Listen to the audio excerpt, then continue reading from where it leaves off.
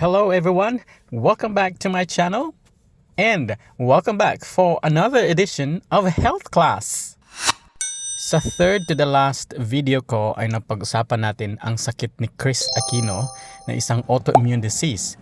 Ito ay tinatawag na lupus or SLE or Systemic Lupus Erythematosus.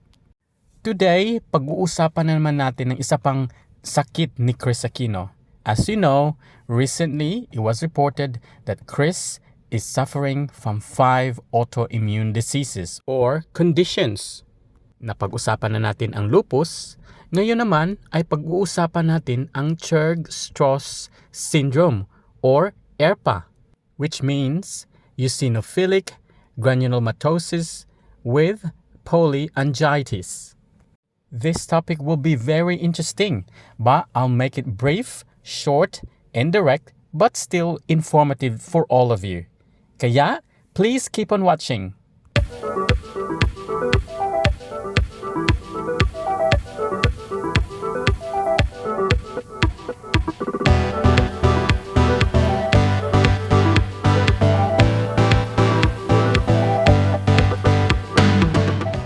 My name is Ryan and I'm specializing in diabetes, men's sexual health, alcohol and drugs, primary care, and medicinal cannabis.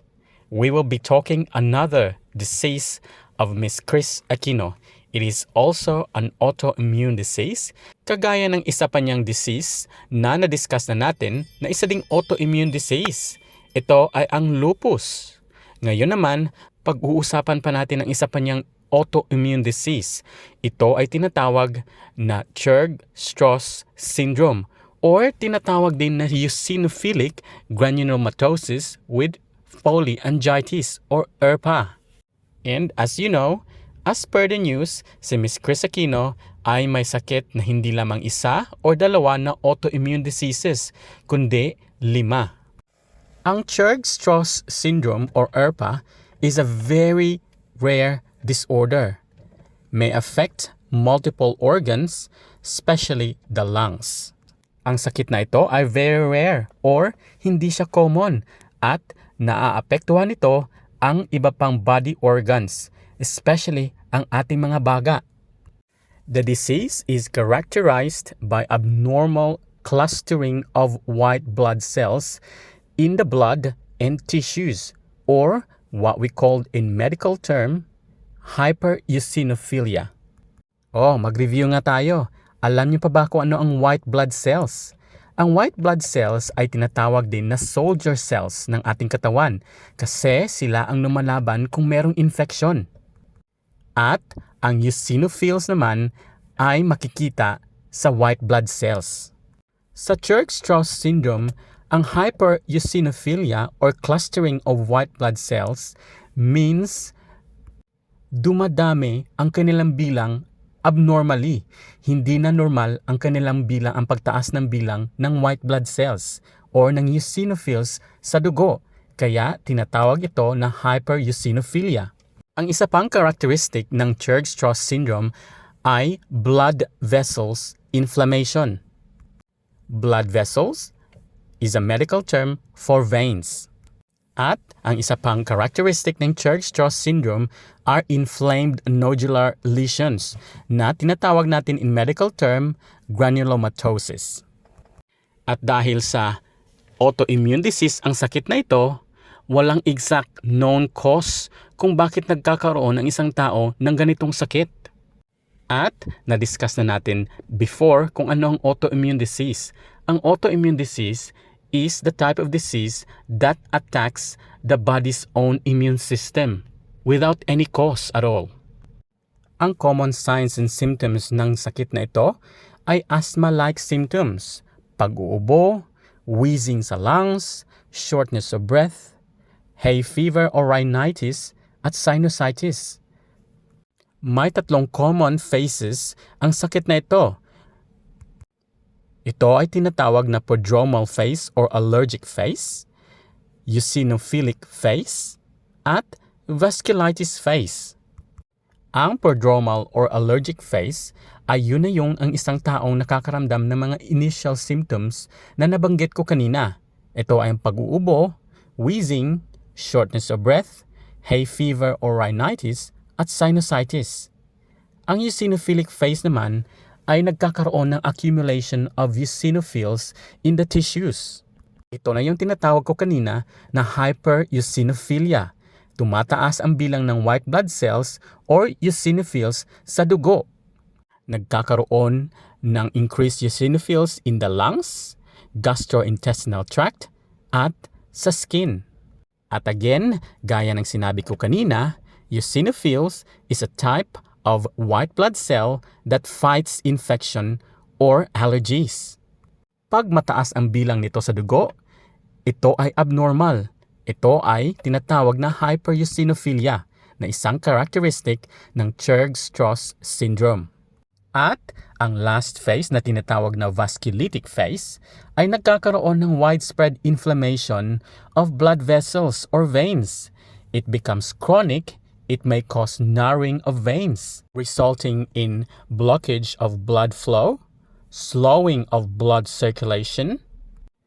Then veins may become thin and fragile and can potentially rupture. In Tagalog, sa vasculitic phase, mayroong widespread inflammation sa mga ugat. At dahil sa widespread inflammation ito, kumikipot ang mga ugat or nagiging narrow. At pag makipot na ang daanan ng dugo, nagiging slow ang blood flow at nagiging slow ang blood circulation. Ang mga ugat ay nagiging manipis at fragile at may potensyal na pumutok ang mga ugat na ito. The disorder can affect almost any age. Most cases occur in people aged between 30 and 50 years old. Estimated annual incidence rate is 2.4 individuals per million. Ganyan ka-rare ang disease na ito. Although researchers believed the disease is underdiagnosed, making the exact numbers inaccurate. Ang sakit na ito ay common sa mga taong edad between 30 and 50 years old. Although, pwede itong mangyari at any age. Napaka-rare ng disease na ito. An estimated of 2.4 people lang ang magkakaroon ng disease na ito every 1 million. Although, that estimate is inaccurate kasi marami pa rin mga tao out there na not diagnosed. Ang treatment or management sa sakit na ito, you need to consult your doctor. Pero ang mga common ones are corticosteroids such as prednisolone or methylprednisolone. Ang mga gamot na ito will suppress immune system at magre-reduce ng inflammation. Isa pang known drug for this medication ay yung mga cytotoxic agents na kadalasang binibigay sa mga tao na may cancer. Kagaya na lamang ng cyclophosphamide. It stops the growth and spread of certain cells. Kagaya na lamang ng white blood cells na abnormally multiplying. Ito ang tinatarget ng cytotoxic agents.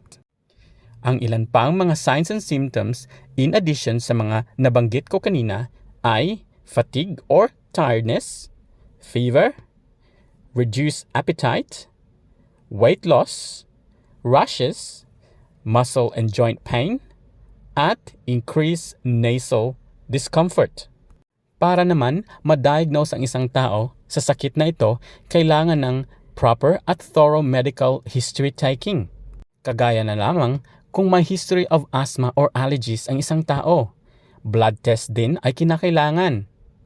Tinitingnan dito kung meron bang abnormal eosinophil or white blood cell counts. Pwede din ang ANCA test or abnormal antibody test. Pwede din ang urinalysis o urine test. Hinahanapan ng increased protein levels at red blood cells. At pag imaging naman, pwede ang CT scan para mahanap kung meron bang abnormalities in the lungs or sinuses. Ang survival rate naman ng taong may Churg-Strauss syndrome ay 80% survival rate after 5 years of illness. Kaya, palaging kumonsulta sa inyong doktor. There you go everyone. Sana ay makatulong ang brief information na ito about Churg-Strauss syndrome. Gaya ng sinabi ko kanina, napaka-rare or uncommon ng disease na ito. About 2.4 people lamang out of 1 million ang nagkakaroon nito. Stay in close contact with your healthcare provider or doctor and be sure to follow their instructions and recommendations. Thank you for watching. I shall see you again on my next health class. Stay safe and be healthy.